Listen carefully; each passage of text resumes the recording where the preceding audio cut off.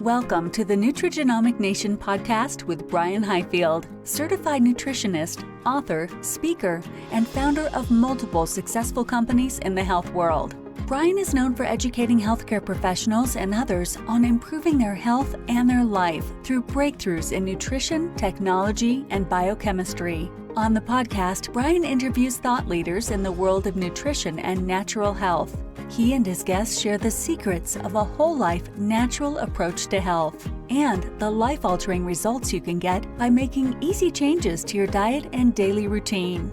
Well, welcome to another episode of Nutrigenomic Nation, where we talk about topics related to your genetic health. And I'm really excited about today's episode. We have with us Dr. Ashley Margeson. She is a naturopathic doctor, and we're going to be talking about burnout, what that is, and burnout recovery. But first, welcome to the program, Ashley. Thank you so much, Brian. It's lovely to be here. Awesome. Well, we want to get to know you a little bit. So can you tell us a little bit about your background and what led you into the healthcare field? So the easiest way to put it is I've been obsessed with periods since I was in grade 7. So I was that kid in sex ed class who was asking all of the questions of why does your hormones do that? And how does that make you feel? And why are we only talking about specifically for women 1 week of an entire month? So my mom likes to joke that there's no other place that I would be except here right now. But over, the past couple of decades since that grade 7 science class or sex ed class, I've been obsessed with trying to understand the intricacies of hormones and how they affect our health. And so what that led me to was an undergrad degree in nutrition and dietetics. I have a focus in public health policy from that side of things, and then an eventual degree in naturopathic medicine from the Canadian College of Naturopathic Medicine in Toronto. And from there, I've been working at the clinic that my partner and I basically try and do every single day, which is Cornerstone Naturopathic, and we're in Halifax, Nova Scotia. And so what I get to do every single day is try and understand what we call the gray zone of medicine. So you're not perfectly healthy, but you're also not feeling as great as you normally would be. So why is that happening? Well, part of it is the hormonal cascade. And the other part of it is how is burnout affecting our body's ability to adapt to change? Awesome. So yeah, so it definitely started early age and a big curiosity, and that's curiosity spurs us into a lot of different directions. I'm really interested in talking about burnout because most people experience burnout, but I think it means different things to different people. So what is burnout and why is that important to manage? So burnout it's a topic that everybody's talking about right now. COVID and pandemics kind of brought it to the forefront, but it's actually been studied for the last 30 to 40 years. And so it's a WHO diagnosis, and WHO is the World Health Organization. And so there is a medical diagnosis around burnout. It's occupationally based, which means that it has to be in association with basically your quote unquote job. Now, we need to probably talk about that on that point of a job doesn't necessarily mean you're working in a 9-to-5 office environment. It can also mean you're a stay-at-home parent. Maybe you're an entrepreneur. Maybe it's associated with volunteerism. So a job does not necessarily equate to an occupation and back and forth, but there's 3 main symptoms associated with burnout. One is feelings of energy depletion or exhaustion. The second is an increased mental distance from one's job, feelings of negativism or cynicism related to your job, and a reduced professional efficacy. And so those are the 3 key areas we look for when it comes to establishing whether or not this is a burnout conversation, because burnout can be aggravated by insomnia, so sleep issues. It can be aggravated by depression, by anxiety, by PTSD, by gastrointestinal issues. And so the important thing with burnout is also making sure that you're not jumping to the burnout conversation when it might be something else. So I had no idea it was actual medical diagnosis for burnout. I think people just use it as general terms. They feel that exhaustion. They feel that lack of focus. I like when we talk about negativity and cynicism towards your work. I mean, those are common symptoms I think that people have. incredibly common symptoms right now. And I think it speaks to probably a little bit of the hustle culture. It speaks to the idea of work-life balance. It's also something that we tend to see in women a little bit more aggressively than men for probably a variety of different reasons. But we tend to see burnout show up in the female body at an earlier age than we do in the male body. And so that's also a bit of a layering approach as to how we approach how you actually treat burnout. Awesome. I know, like me, all our listeners right now are self-diagnosing that they have burnout. But Yep. what if it goes untreated? I mean, what is the negative side of that? I mean, what can happen if someone doesn't seek help? Oh, you just give up. Like in the easiest possible way. We can go into all of the medical side of it, but basically you just give up from a physical and a mental perspective. You're like, I'm done. And so what we see a lot of times is people quit. They're like, I can't do this anymore. Mm. So divorces are at a higher rate if one of the components of the couple is burnt out. You'll see a higher turnover of jobs. You'll see a lower productivity. You'll see all of these things that they're like tentacles. They kind of come out of the burnout response, but we'll also see an occurrence of autoimmune diseases. We'll see more symptoms associated with hypothyroidism. We'll see more symptoms associated with major depressive disorder as opposed to a minor or a moderate depressive disorder. Burnout has a way of heightening what probably genetically is already there a little bit. So it could actually lead to some serious biological effects there if it Absolutely. goes untreated. So it's Yeah. not just a mental thing; it can become physiological as well. And the goal is to try and catch it early so that you don't have these physical symptoms that show up. So there's basically 4 stages of burnout. Stage 1 is amazing. It's wonderful. You feel awesome because burnout is basically a response of your adrenaline system. Mm. So if we go deep into your adrenaline system, it's a fight or flight response. So either you're running from a bear or you're getting ready to fight. And so when you hit stage 1 burnout, maybe it's because, I don't know, maybe you just got married and you're really excited. Maybe you got a new job. Maybe you're working on a new project. Maybe you have a new baby. Maybe. Generally, it's associated with an incredibly positive event, but your system can't run on adrenaline forever. And so a lot of what we do in our North American society is we add and we add and we add and we add and we add, but we don't take away. So we go into this adrenaline response, but we still try to pick up the kids from school every single day and pack a homemade lunch and go see our mother on the weekend and get all of the things done that we're supposed to get done and do the work that we were doing before, even though this project that you just accepted is like a 40-hour-a-week project. So you can run on adrenaline for about 12 weeks, and then your system tips into stage 2. And what you'll get from stage 2 is you start seeing some physical symptoms show up. You'll get a mid-afternoon crash. So 2 o'clock, 3 o'clock in the afternoon, you're just hitting a wall. A lot of times we start reaching for a second cup of coffee. We start reaching for that donut or that little sugary sweet that might help us through the rest of the day. We wake up a little bit more tired. It's harder to get up in the morning. You hit the snooze button a couple more times. And then you're exhausted throughout the day. But by the time you get to bed, you actually get a second wind and you like go and lie down. You know how you pull yourself up to bed? Mm. Like, I'm so tired. And then you get into bed and you're like, oh my God, now I can think of all of the things that I was supposed to be doing all day. That happens. Yeah. Yeah. We'll start getting some changes in appetite. So either you get really, really, really hungry or you actually can skip meals very easily.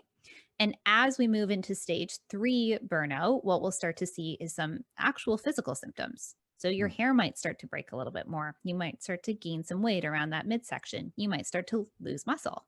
You may find that your endurance is a lot less. You might find that your recovery is a lot more. So you could go for a run before and you'd feel great, but now you're really tired and you need to take a nap after that run. And you're like, I don't understand what changed. This doesn't make any sense. You have words on the tip of your tongue. You're describing something, but you can't actually find what you're looking for. And you do that really fun thing that makes all of us think that we're having early onset Alzheimer's, where you walk into a room and then you forget why you're there. That's stage 3. And so this is Stage 3 burnout, we haven't even hit stage 4. And stage 4 is that like, I can't get out of bed. Like I'm pulling myself out of bed because I have to get to my job. And then I'm coming home and I'm sitting on the couch and I'm watching Netflix because I don't have any capacity for anything else. You're going to start seeing kind of blood work symptoms show up at this point. For women, we'll see anemia a little bit more aggressively because periods tend to get heavier at this point. We'll see your TSH, which is your thyroid stimulating hormone. It will generally stay within the normal range, but it'll start tipping. So it'll start getting a little bit higher, a little bit higher, a little bit higher. We'll see ovulation getting skipped in women, and we'll actually see a decrease in testosterone in men. And so we start seeing these foundational physiological effects that at that point, we're really looking of, we need to put a medication in to help pull you out of that stage 4, because it doesn't matter right now if I talk to you about having a green smoothie, you're so tired you can't pull yourself out of bed. You're not going to make the green smoothie. So we need something to help pull you up so that all of these lifestyle foundation points can actually start to pull you back out of that stage 3, stage 2, stage 1. But really what we wanted to do was catch it in stage 1 so we could implement these lifestyle modifications to stop you from getting to stage 4. Absolutely. I mean, I was astounded that stage 1 is actually, it's triggered from a positive event. And I can see that because adrenaline, when that depletes, you feel, I mean, it's a hard crash. It's a hard dive. So I can see that now. And that's really interesting. So now that all of our listeners and myself have self-diagnosed themselves with burnout. Like, I'm totally burnt out right now. Yeah, we're all burned out.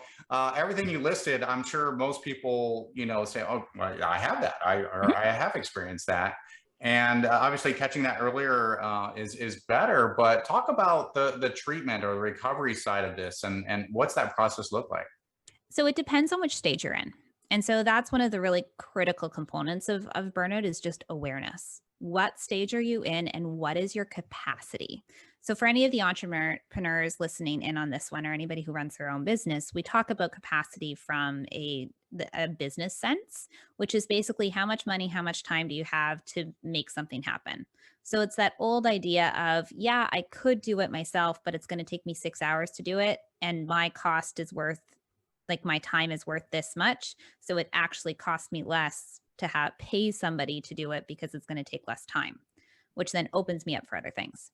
The same is true with burnout. With burnout, you're not running at 100%. You were at 150 and then you bottomed out to like 40.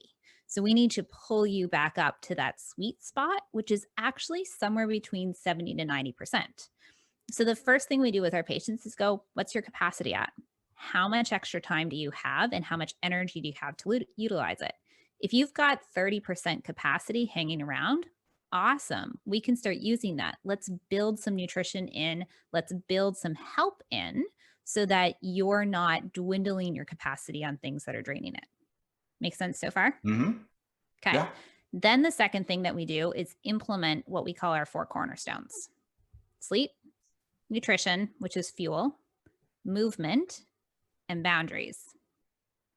So one of the first things that goes off as you exit that adrenaline response is your sleep tanks. So you start getting light sleep. You toss and you turn, maybe you're dreaming a little tiny bit, but like if the dog moves, you wake up. You can't recover from burnout if you're not sleeping. So the first order of business is you need high quality sleep. And I don't care at that point if that's you going to bed at 8 o'clock, if that's you turning off your phone, if that's you having a cup of chamomile tea, if that's you taking a supplement or a medication. You need to be able to have high quality sleep. Once that's there, the second order of business is to create a less is more mentality. And that comes down to movement. So when you're in stage 1 burnout, you've got all the adrenaline. What do you want to do with your body? You want to Move around. You have to. You've got extra adrenaline. You need to burn it off. So you're more likely to see an increase in exercise as an appropriate coping mechanism to that first stage of burnout. Except if you try and go for a 5-kilometer run when you're in stage 3 or stage 2, you don't have the capacity to do that. So we have to drop people out of a high intensity exercise mentality into a moderate to low intensity. And that depends on which stage you're in. Basically, what we need to do is conserve energy. I don't need you going for a run if you can't pull yourself out of bed. I need you to like do a 30-minute yoga session to keep your muscles strong. Then it comes down to fuel. So we need to fuel our bodies appropriately. That green smoothie might sound great, but there's no protein or fat in that green smoothie. And right now, your body needs protein at the rate of a marathon runner. Mm. So we're looking at what we call 1.2 grams per kilogram of body weight. For a lot of women, that's getting almost 80 grams of protein in a day, which if you're not used to that, it feels like you're eating a lot. But your brain is having to recover from that burnout response, which means you require an additional input of protein to be able to make that happen. Same with fat.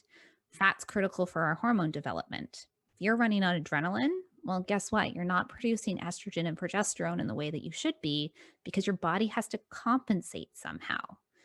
Running away from a bear is technically more important than getting pregnant. You're going to skip periods if you let it continue. So, which is why we put a lot of that fat in. And then once you have those 3 of the 4 cornerstones, then it's actually relatively simple to start pulling yourself back out of burnout. But then it's really easy to get back into it because one of the things that we do, and this is the unpaid labor conversation, this is the expectations of society conversation, is, oh, I let all of these things go and my to-do list has 100 things on it. So now I have to catch up. Well, you just pulled yourself back out of burnout and now you're going to expend all of that extra energy on stuff that probably doesn't matter because you let it lapse for like 3 months and nothing bad happened. And that's where the boundary conversation comes in. Where does your energy have to go versus where do you think it needs to go?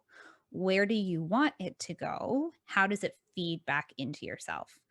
If you're responding to emails at 10 o'clock at night, because that's the expectation from your company, this now needs to be part of your burnout, individual burnout recovery, because your company is actually perpetrating this issue. It's an organizational conversation just as much as an individual conversation. No, and that makes a lot of sense. And so, each of those cornerstones, as you're listening, you said sleep, nutrition, movement, and then you said boundaries. And I was like, the first 3 made sense. And then you talked about boundary, or you said the word boundaries. And I'm like, ooh, I can't wait to get to that one to find out exactly around that. But that makes perfect sense. And I know a lot of what I call RPPs. So that stands for recovering people pleasers. And and I see recovering perfectionists. Yeah, I am one. Yeah, and people self-diagnose with ADHD, right? And they're out there, really. And I like what you said, how it can be organizational and individual, and a lot of that, the recovering people pleasers is more individual, but also we could be in an organization that puts expectations on us that can just increase our stress and really affect our recovery from burnout. Absolutely. And then the conversation that comes up from an organization or a company perspective is, and so we consult with a lot of companies to help them build burnout recovery plans, which are very different than wellness strategies. So your burnout strategy has to be different than your wellness strategy. And people are like, oh, well, we're doing lunchtime yoga. And I'm like, so you're asking your team to do more right now? Like they probably just need you to tell them to go home at 4 o'clock because they actually just need the time right now and the awareness that this is a lot. Yeah. Can you talk a little bit about an example success story that you may have had with an individual? Can you talk about what stage they came in, came to seeking your help? What were their symptoms and how what were the challenges of recovering and able to get there through your method? There are so many. So I've been treating burnout for the last 5 years of like my entire clinical career has been burnout focused. So everybody's like, how do you know how to do this in the middle of a pandemic? And I'm like, well, because I've been doing it for much longer than just a pandemic. But what we used to see specifically in the area that I focused in and still focus in is helping kind of individual female entrepreneurs basically create a life that works for them. And so a lot of times people enter my office and they're like, I hear like my hormones are messed up. My periods are messed up. And I'm like, okay, so what do you do? Well, I own 2 businesses and I used to travel pre-pandemic 2 to 3 days a week. And I feel like I'm gaining weight and I need help. And so what we do is we kind of piece all of those puzzle pieces together and then look for the trends that basically connect them. And what that happens to be a lot of times in our entrepreneurial organizations and our female-based entrepreneurs is burnout. So we have this idea that there's this hustle culture. Well, I need to do more. I need to do more. I need to do more. If I don't take this opportunity right now, I'm going to lose this opportunity. And so what we do is we pull back a lot of those kind of ideas and go, okay, so what can your body handle? So a lot of times with periods, we'll start that conversation out there. We'll start to see that they're inconsistent and that they're really heavy one month and they're a little bit lighter the next month. And the PMS associated with a period is like intense. And the reason for that is that hormones adjust throughout a menstrual cycle. So sometimes you have estrogen rising, which is generally the first half of your cycle. And within that first half of your cycle, you get a surge of energy. You feel really good. Your brain's firing on all cylinders because estrogen's a really important hormone for that. Then you hit ovulation, which I always joke is like the best time to pitch, because this is when your testosterone's a little bit higher. You're more likely to do really well on a first date. But I'm like, just go pitch your company right now because it's basically a first date. And then all of a sudden, estrogen starts to drop. And so estrogen drops specifically 2 days after ovulation, and then it actually bounces back up and then it continues its much further drop. And estrogen is related to serotonin. So serotonin is the hormone in our brain. And I know you've been through this with a number of guests, but it's the hormone in our brain that makes us feel really good. Well, as estrogen drops, serotonin also drops, which means you don't feel so great. So we have this other hormone that's called progesterone. And progesterone is the hormone that's supposed to buffer that estrogen change. Except progesterone and cortisol are intricately linked. And cortisol is what our energy hormone is, which will eventually turn into adrenaline if we have to run. So I'm sure you see where I'm going right now. All of a sudden, we're having to run on adrenaline, which means our cortisol levels have to be higher, which means we're losing progesterone to try and save our lives, technically, which means our estrogen is fluctuating without a buffering capacity. And the nice thing about hormones is as you enter the next start of your cycle, everything that happened the cycle before pulls through to the next cycle. So you're in this perpetual downward spiral and you're trying to get a sense of your hormones, but it's actually not your hormones that are the issue. They're actually responding appropriately to the circumstance. So you change the circumstance and you change burnout. So what we'll see with our patients, it's if you do nothing and you just pull yourself out of burnout on your own, it's 18 months to start to feel like yourself again. Our aim is to do it in 6, which is still a consistent amount of time. But what we'll see is people actually start to talk slower. They're not fidgety as much in the office. They come in and they're not like, oh my God, all of these things are going on. They're like, okay, so I accomplished these tasks and I went to bed and I slept through the night. And I woke up the next morning and I didn't feel like an absolute piece of garbage. And then we start to see that they can get longer and longer between sessions. And then all of a sudden, we're seeing these things pop up on social media and on the media, in the media as well, of like, this company just bought this company and this company is expanding and this company is growing and we're hiring over here. And what that tells me, without even having to talk to my patients, is, oh, you just increased your capacity. Your brain's working again. You're able to remember things. You're able to grow. You're able to push, which means now you're building a business without running on adrenaline, which means that business has a much higher capacity of surviving. And the same thing is true for people who don't own businesses.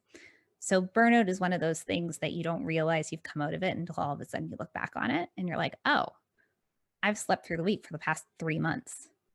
My period's irregular. I don't want to kill my husband or my partner. I had a patient in the other day who she was like, I'm homicidal for a week. And I was like, homicidal or suicidal? She was like, both. She was like, I just need to not want to kill everybody in my house. But those are all of those burnout conversations that we just start to see complete changes in how people are able to view and work with their worlds. Yeah, wow. I'm listening because I will go to these conferences for entrepreneurs, and most entrepreneurs at these conferences are women. But the first topic that always comes up is, I need to figure out how to do more with less. I need to take stuff off my plate. And so we talk about things like getting virtual assistants and just how to implement different systems to reduce their workload. And so people are really interested on this right now because they are in one of these stages of burnout. Absolutely. And then you can use, and I mean, like, we probably don't have a chance to get into this today, but you can use your hormonal cycle to stop you from burning out. You can use your hormonal cycle to help you be more productive. You can strategically place certain aspects of building your business or building your lifestyle or building whatever into your hormonal cycle to make your body work for you and not against you, which is kind of what I think is the actual burnout treatment. It's just working with your system. Awesome. Great stuff. Anything that we didn't cover that you wanted to make sure our listeners heard today? Oh, yes. AKA, how do you actually recover from burnout? Well, we got asked this question in the middle of pandemic when Canada basically went into lockdown. So we put it online. So there is a course called Burnout Blueprint. My partner Ben and I both developed it. It is available online, and it literally walks you through not only the physiology behind burnout, but also the 4 stages, how to understand which stage you're in, and then the actual steps that we get our patients to use to pull yourself back through those stages and out of burnout. Awesome. So how can our guests get to or learn more about that and be able to connect with you?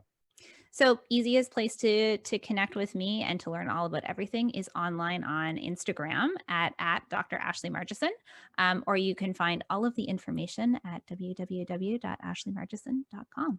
Awesome. And we'll put those links in the show notes so our audience can easily find those and get in touch with your program. That's awesome stuff. I really enjoyed this episode today. I hope our audience did too. And I hope our audience joins us next time, where we'll discuss another topic related to your genetic health. Our guest has been Dr. Ashley Margeson. And thank you so much, Dr. Ashley, for being with us today. Thank you so much for having me. This was a blast. It was awesome. Great information.